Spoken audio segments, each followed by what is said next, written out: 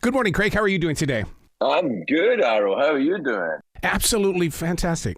I want to start off by asking the question, did you take psychology while you were in school? Because the way that you get into your conversations, it's like you put focus on those that you're with while keeping an eye on those who are receiving the message. That you've got such a smoothness about you. Yeah, thank you. I did not take psychology at school. In fact, I barely took school. I dropped out of high school when I was 16. But I think that what happened was that I came of age in a particularly, kind of hostile and fairly dangerous environment. So I feel like those skills you described were essential for coping and navigating the area in which I grew up. So I think that's what it was, really. I think it was, it's nice of you to say it, and I think that's really what it is. So when did you discover gratitude was a powerful tool for your mind, body, and soul? Because so many people travel through life searching for their purpose, and they can't even focus on gratitude. Well, I think, it was an essential component for me of getting sober when I was 29. I mean, I had some hard years drinking in my 20s, and I luckily I got struck sober when I was 29. And I think that, gratitude, it can sound like a little Pollyanna-ish, but I think you're right. I think it's a silver bullet in life. I mean, being grateful or having or looking at, the difficulties that other people are facing, they don't take your problems away, but they give you a sense of perspective on it. And I think that if gratitude has a magical power, it kind of gives you a sense of perspective on where you really are, rather than, for me, and I think for a lot of people, the real demon that haunts a lot of us is self-pity. And gratitude just makes that evaporate. One of the things that I learned in listening to your podcast, Joy, is the fact that you're a student. I love the way that when you were talking with Gabriel about being in that arena, I could hear that student asking those questions about, were you nervous? What do you do to prepare to go out there on that show? You were a student. Yeah, well, I'm interested. I guess because I officially stopped being a student when I was 16, I feel like I have to catch up, even now, now that I'm 61. Now, making that transition to a podcast, that's got to be incredible for you in the way that you truly get to hear the voices and the passion that of the guests that you invite into the studio. It's not like a 5-minute interview. You really dig in, Craig. Well, I think that one of the luxuries of these long form interviews, you get to do that. I mean, it's very difficult if we're, like in the format that we're doing right now, or that I did for so long on television. If you have 10 minutes, 15 minutes to talk to someone, it's very difficult to kind of find all the different nuances and to kind of investigate someone's attitudes. But as if a conversation is long enough to ramble, then you start to kind of learn things, I think. So yeah, it is very lucky. I think it's very useful. So what was it like for you to put your first novel together? Because I'm a writer, and that's two different kinds of disciplines, being somebody that's on the radio versus somebody who's putting words on a page. Yeah, I think writing a novel is a whole different thing. The really reason I wrote a novel is because I wanted to tell a story in which really in the construction of that story, I didn't have to talk to anyone else. And what I mean by that is that previously to writing the novel, I had made a film and I didn't like the film, and I had written the film and I directed the film and I was in the film and I didn't really like it. And I thought, well, what happened? So I thought I'll try to tell a story again, a different story, where I don't have to talk to anyone, no executives, And what happened with the novel, I don't know about your experience writing it, but I didn't have a whole novel in my head. Mm-hmm. I just started writing the story and it seemed to tell itself to me. Right. And I kind of loved that. It's a lovely experience.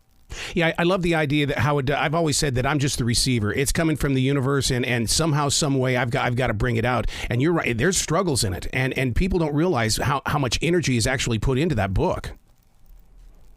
Yeah, you do. I think when writing something like that, it's really the graft is what's important. You have to go to the whatever form of write, your pen or your computer or whatever it is, and you just have to sit there for me. It was like 4 hours a day. You just sit there and and if something happens, then it happens, and sometimes you get a lot of stuff, and sometimes you sit there for 4 hours like a putz. But it happens. Did you have to go through a fermenting stage where, in other words, when you do wait for it to get there, I mean, it's like, because I'll put a book aside and come back a week later, and all of a sudden it's a different personality, and it's like, okay, we're going to reconstruct these characters. Yeah, absolutely. I don't know if you're familiar with he's gone now, but it was an old British comedian called Peter Cook, who was a mentor to me. And I loved Peter. And Cookie used to say, when people said they were writing a book, he would always say, "Neither am I."